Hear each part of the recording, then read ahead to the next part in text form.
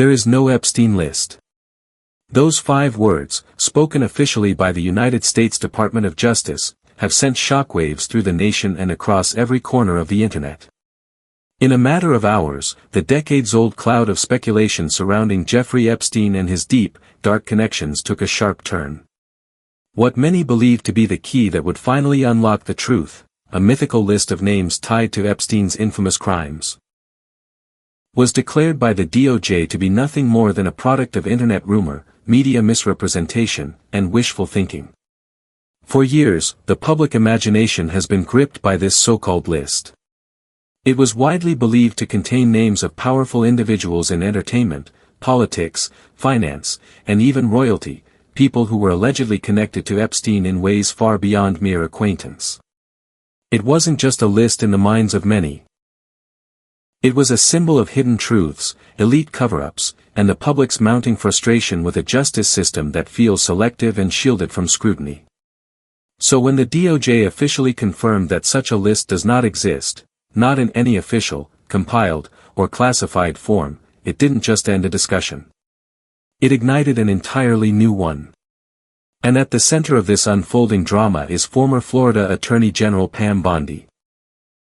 Pam Bondi had, over the past few months, become one of the loudest and most visible figures discussing Epstein-related developments on major media platforms. With her legal background and her prominent appearances on conservative news outlets, she had built a reputation as someone in the know. Audiences watched as she made suggestive remarks, hinted at sealed documents, referred to investigations that were supposedly ongoing behind the scenes, and cryptically mentioned powerful people who were yet to be exposed. She never explicitly said she had seen the list, or that it even existed. But she didn't need to. Her tone, her language, and the dramatic way she framed her interviews all contributed to a very clear narrative. For viewers hungry for answers or confirmation of what they already believed, her words sounded like validation.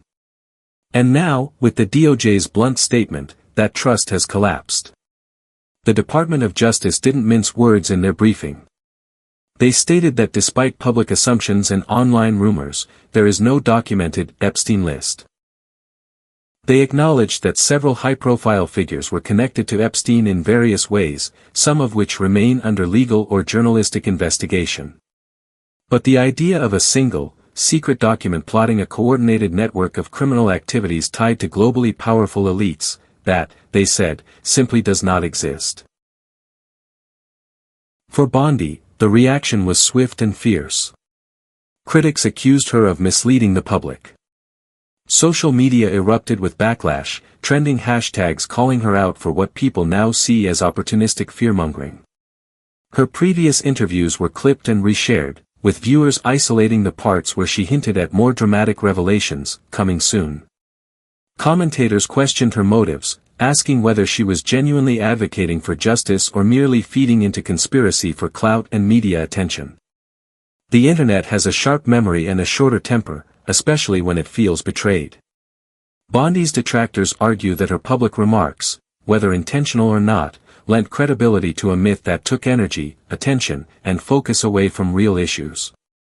Even supporters of her political work seemed confused or disheartened. This wasn't simply a case of political spin. To many, it's a cautionary tale of how quickly misinformation can spread when shared by someone with authority. The underlying tragedy is that the Epstein case is not fiction. His crimes were real. The survivor's pain is real. The questions that remain about how he operated, and who may have helped or turned a blind eye, are real. But those questions deserve answers based on evidence, not headlines built on half-truths. Every vague statement, every insinuation made on cable news, risks clouding that investigation, distracting the public, and diminishing the pursuit of real justice. In the vacuum left by Epstein's death in 2019, and the ongoing secrecy surrounding certain case files, people have naturally filled the gaps with theories, documents, guesses, and a thirst for accountability. It's no surprise that something like a list would become the focal point of that hunger. But when respected public figures lean into that narrative without confirming its authenticity, the consequences can be wider than expected. The DOJ's clarification wasn't just to settle rumors, it was, in many ways, a reset. It reminded the public and the media that justice doesn't operate on viral tweets and suggestive interviews. It takes hard facts, credible testimony, and verified documentation. The burden now shifts back to focusing on what can be proven, and holding accountable those who took liberties with the truth for influence or airtime. Pam Bondi's situation is a reminder of how delicate the balance is between commentary and responsibility. With great platform comes great influence, and just as much expectation to speak carefully and truthfully. Whether she believed in the list or simply chose to ride the wave of public interest, the fallout is undeniable. The Epstein list, at least in the form the internet envisioned, does not exist. But the questions surrounding power, privilege, and justice in the Epstein case are still very much alive. Maybe now, with the smoke of fiction cleared, the truth has a little more room to breathe. And perhaps moving forward, the public will keep a sharper eye not just on the people they suspect are hiding something, but also on those who claim they're here to reveal it. To truly grasp why Pam Bondi is now facing intense public backlash, we need to take a step back and understand why the phrase, Epstein list, matters so much in the first place. For years, the story of Jeffrey Epstein has captivated, horrified, and mystified the world. He wasn't just another criminal exposed by investigative journalism. He was a symbol of everything people feared about unchecked power, hidden corruption, and the rich operating above the law. Epstein was a wealthy financier with a lavish lifestyle, private islands, and a sprawling social circle filled with the most powerful and recognizable people on the planet. His acquaintances included presidents of the United States, royals from across the pond, tech moguls, media tycoons, Hollywood elites, and Wall Street billionaires. He had access to the most exclusive rooms in the world, but it was the dark rumors surrounding what happened behind closed doors that made him infamous. In 2008, Epstein was convicted of procuring a minor for prostitution, but the sentence he received shocked many, just 13 months in a county jail with work release. The deal, brokered in secret and later heavily criticized, looked to many like a blatant example of legal privilege tied to wealth and influence. Who protected him? Why was the sentence so light? These questions lingered for years. Then came his arrest in 2019 on federal sex trafficking charges. A moment that promised answers, a reckoning, and justice. But that reckoning never came. In August 2019, Epstein was found dead in his New York jail cell. The official ruling was suicide, but public confidence in that conclusion remains low to this day. The cameras watching his cell mysteriously malfunctioned. The guards who should have been checking in weren't. It played into every suspicion, every fear, and every conspiracy.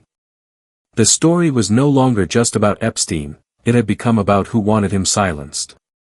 After Epstein's death, documents began to trickle out through unsealed court files, witness testimonies, and journalistic exposés. A few names were confirmed to have traveled on his private jet, nicknamed the Lolita Express. Some were photographed with him. Others were connected through business, philanthropy, or mutual friends. Yet the full extent of his criminal network, and who may have been complicit, remained unclear. That's when the term Epstein list exploded online. For many, it symbolized what was still hidden. People believed that a master document existed, a list of names associated with Epstein and his activities. Not just friends or professional contacts, but individuals who were potentially involved in or aware of his crimes. This list was whispered about in online forums, discussed in viral TikToks, dissected in YouTube documentaries, and speculated on in podcasts. Some claimed it was locked away in government files. Others believed it had been destroyed. Either way, it became the modern version of a forbidden scroll, an object of truth that people were desperate to see. It wasn't just internet sleuths who talked about it. Public figures, influencers, and media personalities began to speak about the list, sometimes in vague terms, sometimes with dramatic certainty. That's where Pam Bondi enters the story. Pam Bondi, the former Attorney General of Florida, had long positioned herself as a legal authority and political commentator. With years of courtroom experience and a strong presence on conservative media platforms, she was a trusted voice for many viewers. When the Epstein saga re-entered public discourse in the post-2019 era, Bondi became a frequent guest for discussions around justice, trafficking, and high-profile prosecutions. But what made her comments different, and in hindsight, controversial, was how she spoke about the Epstein case. In several interviews, she strongly suggested that names were still to come. That more people would be exposed. That justice wasn't over. She referenced sealed files, hinted at behind-the-scenes investigations, and, most critically, gave weight to the popular idea that a comprehensive, classified list existed. She never held it up on camera or claimed to have it in hand. But the way she framed her statements, the strategic pauses, the look of grave concern, it sent a very specific message. To many viewers, Pam Bondi seemed to be saying, "Yes, there's a list, and when the time is right, the truth will come out." That message traveled far. It was clipped, reposted, quoted, and discussed. For people already convinced that rich elites were hiding a dark secret, Bondi's comments were like a spark to dry grass. The list suddenly became much more than a rumor. It became, in the minds of many, a confirmed but suppressed truth, held back by authorities and hinted at by someone with inside knowledge. The internet ran with it. Conspiracy theories merged with real fears. Pam Bondi became part of a narrative that told viewers, "Stay tuned, everything's going to be revealed soon." But that soon never came. In July 2025, the U.S. Department of Justice released a statement that shattered this belief. In no uncertain terms, they declared that there is no Epstein list, at least, not in the way people were imagining it. No full-length document, no black book of guilt, no master file listing all crimes and co-conspirators. They confirmed that various names had emerged through different investigations, but there's no singular, secret list the government or anyone else is hiding. Immediately, this put Pam Bondi in the crosshairs. People began examining her statements with fresh eyes. If there was no list, what was she referring to? Was she speculating? Misleading? Or, as some critics suggest, intentionally fueling a conspiracy for media attention and audience engagement? Bondi has since defended her remarks, claiming that her suggestions were based on ongoing legal processes, not a specific document. But the damage was done. When a public figure speaks with authority and hints at truths that don't exist, trust is eroded. For many, the Epstein case was never really about just one man. It was about the system, secrecy, and those who abuse power while hiding behind layers of influence. The idea of a list helped people believe that exposure was coming, that no one, no matter how famous or rich, would escape the truth. Now that the list has been debunked, all eyes are turning to those who claimed it was real. And among them, Pam Bondi stands as a prime example of how fragile that line is between speculation and responsibility when millions are searching for justice. In July 2025, after years of relentless speculation, viral rumors, and growing calls for transparency, the Department of Justice finally stepped in with a statement that few expected, but everyone had been waiting for. With just a few carefully worded sentences, they shattered one of the most persistent narratives surrounding the Jeffrey Epstein scandal. There is no Epstein list, the statement read. No official document exists containing a compiled, comprehensive list of individuals connected to Epstein's alleged crimes. Investigative materials have not been publicly released in this format, and ongoing cases are handled individually. The response was meant to stop the spiral of misinformation. But ironically, it did the opposite. It ignited a media storm, triggered accusations, and placed several well-known commentators directly in the line of fire. In a matter of hours, attention zeroed in on one name in particular, Pam Bondi.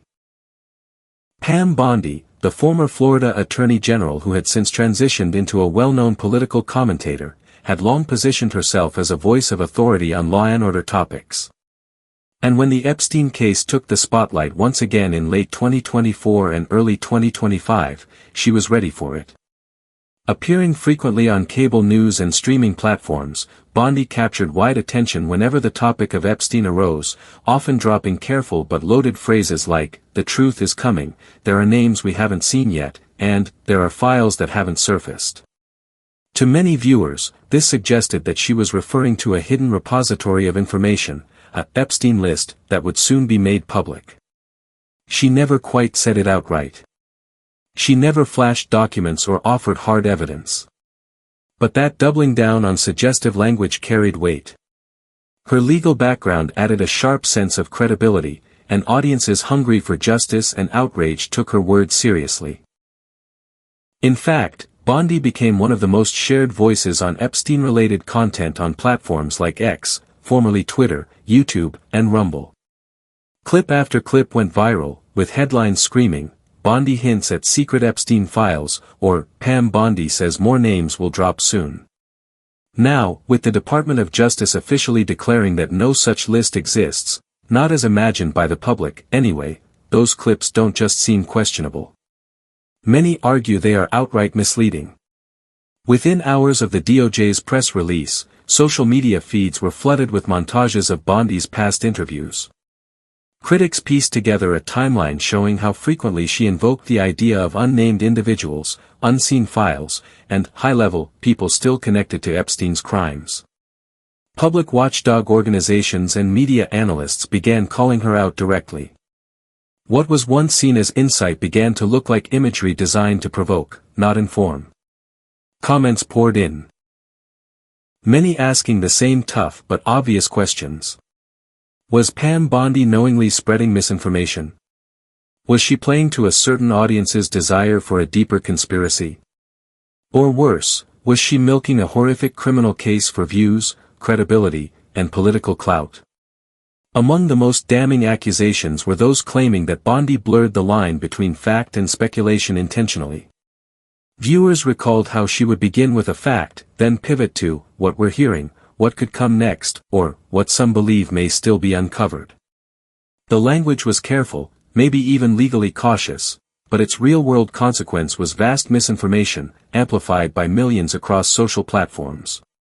Some political analysts now argue that what Bondi was doing was textbook disinformation engineering, crafting remarks that remain just vague enough to avoid accountability but impactful enough to stir the public imagination. Others are more generous, suggesting she believed what she was saying and, like many, was caught in the powerful echo chamber of Epstein speculation. Either way, the public reckoning has begun. Bondi has yet to offer a full clarification or apology, choosing instead to stand by her previous comments, insisting they were based on unreleased information she believed may still surface in other forms. But that defense rings hollow now that the DOJ has closed the door so definitively. And this isn't just about one person. Bondi's fallout has broader implications. It's a moment within a much larger conversation about trust, media accountability, and the power of speculation in the age of viral information. When a former top legal official speaks, especially about a case as explosive and emotionally charged as Epstein's, people listen. And when those claims turn out to be empty, they don't just disappoint. They damage the public's belief that truth is even possible within the complex web of politics, media, and justice.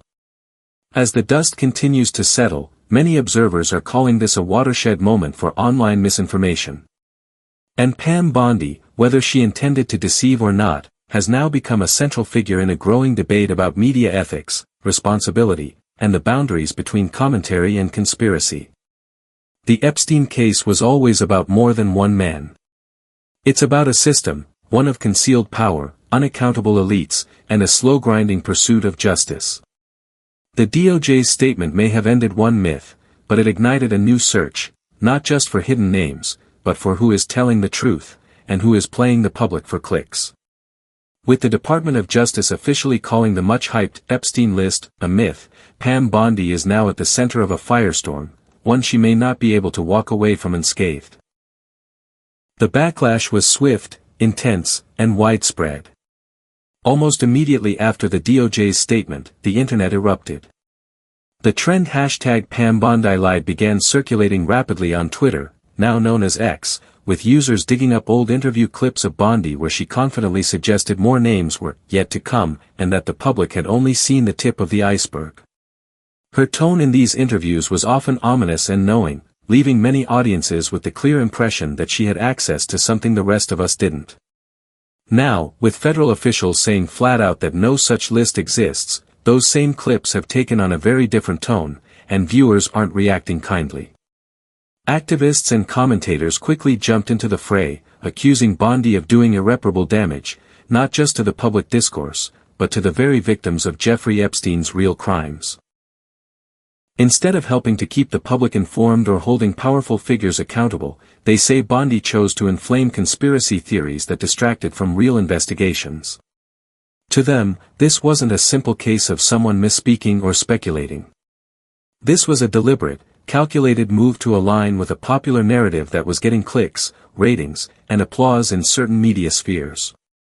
Pam Bondi is no stranger to the political stage, nor to controversy. As Florida's former Attorney General, she built a career on legal authority and public appearances. But it's that very background, her experience as a top legal officer, that has made the backlash even more severe.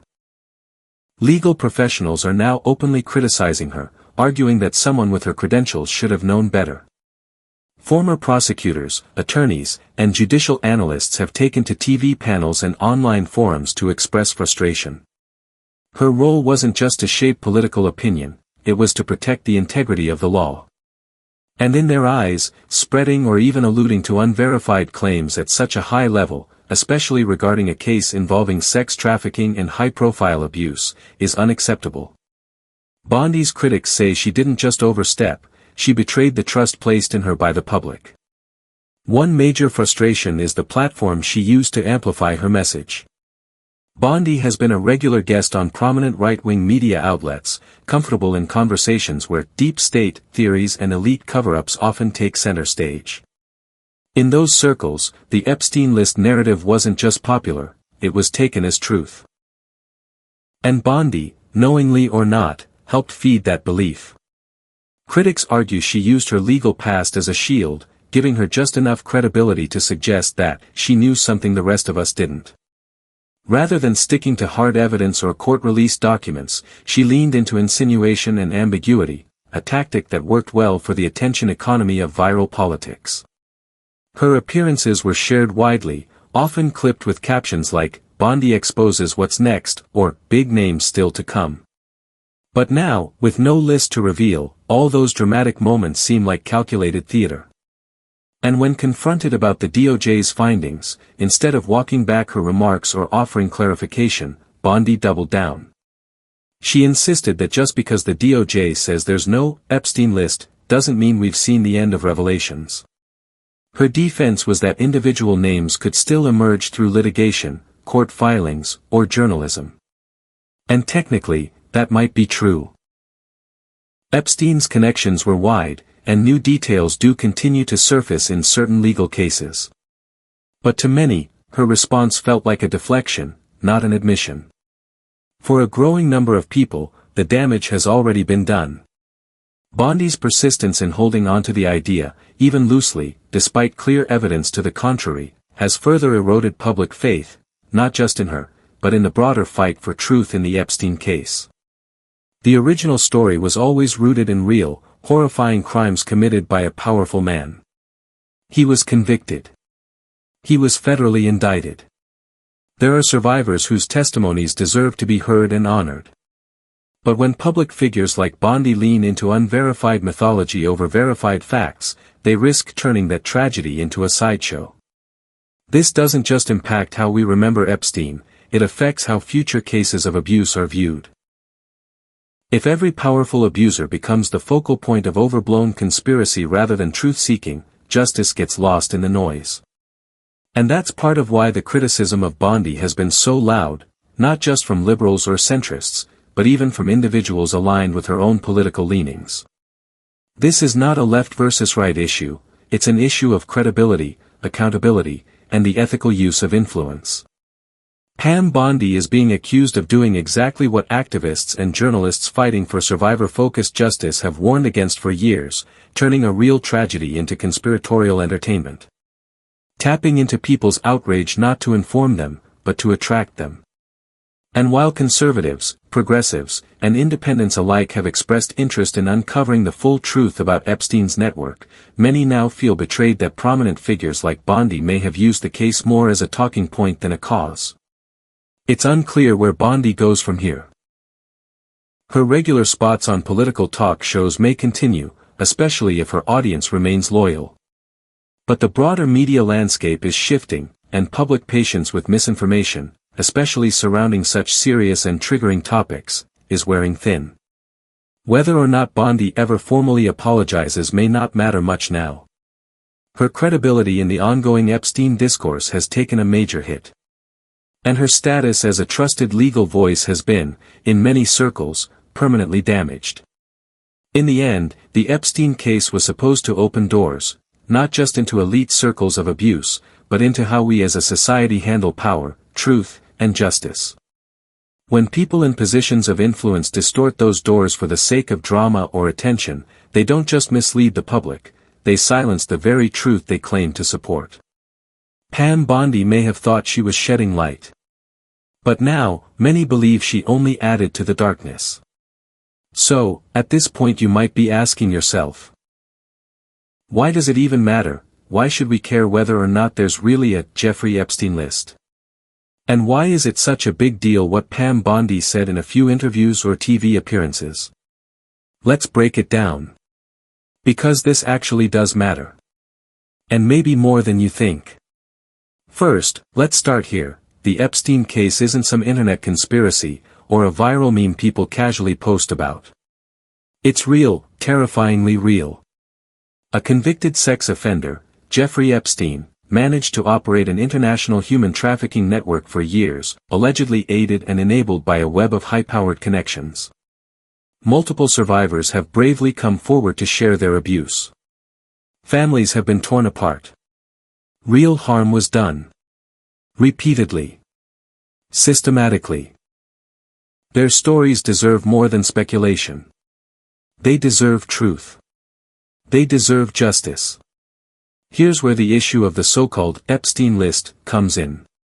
For years, people have believed that somewhere, someone is sitting on a secret document that connects Epstein to hundreds of influential names, people we see in the news, on red carpets, in boardrooms, and behind political podiums. But according to the Department of Justice, that list does not exist, not in the form that conspiracy-minded people online have imagined it for years. And that revelation revealed something even deeper, a culture of misinformation that spreads faster than the truth, and a growing tendency for media personalities to prioritize narrative over fact. Enter Pam Bondi. A former Florida Attorney General and now frequent voice on conservative news shows, Bondi repeatedly alluded to more information to come in the Epstein case, more names, more revelations, more fire to be lit. She never directly said she held the list. But she didn't have to. Her word choices, her tone, and the settings in which she spoke all implied that she had access to exclusive knowledge, something the rest of us weren't seeing. Clips of her discussing the supposed list were shared thousands of times, racking up millions of views on YouTube, Instagram, and X, formerly Twitter. She became, for many, a voice of truth. For others, a symbol of hope that powerful people would finally be brought to justice. But here's the thing, when it turned out the list didn't exist, when the Department of Justice itself stepped in and debunked the entire idea, all of that trust, all of that hope, began to fall apart. That's where the danger lies. When someone in power, someone with legal authority, with media visibility, makes claims or even strong implications based on half-truths or speculation, it doesn't just mislead people. It diverts attention away from where it's actually needed. And in the case of Epstein, that attention should be going to the survivors. To the real crimes.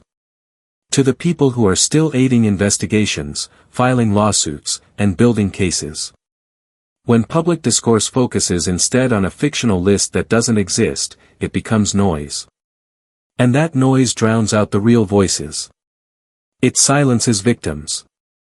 It makes legal accountability harder. And it turns one of the darkest scandals in recent memory into something people treat like a guessing game, or worse, a punchline. This is why misinformation is dangerous. We live in an age where one 30-second TikTok can be seen by 5 million people overnight.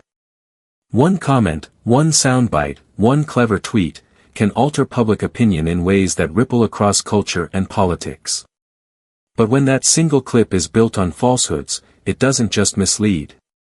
It can radically distort the way we engage with real issues. Think about it. If people are waiting for a bombshell list that's never coming, they may stop paying attention to the very real court documents, testimonies, and trial outcomes that are unfolding in plain sight. That leads to disillusionment, distrust, and ultimately, injustice. Even if Pam Bondi meant well, even if she believed there were names yet to be revealed, the fact remains, public figures must be held accountable for the narratives they help shape, especially when they're speaking about topics as serious and sensitive as child abuse, human trafficking, and elite corruption. Her credentials as a former attorney general gave her a certain credibility. That credibility made her words powerful. But it also made the misinformation even more damaging. There's a big difference between asking questions and fueling a fire that's based on fiction. One contributes to transparency. The other creates chaos. That's really what it comes down to, accountability. Because when misinformation goes unchecked, it doesn't just waste time or spread confusion, it can actively harm people.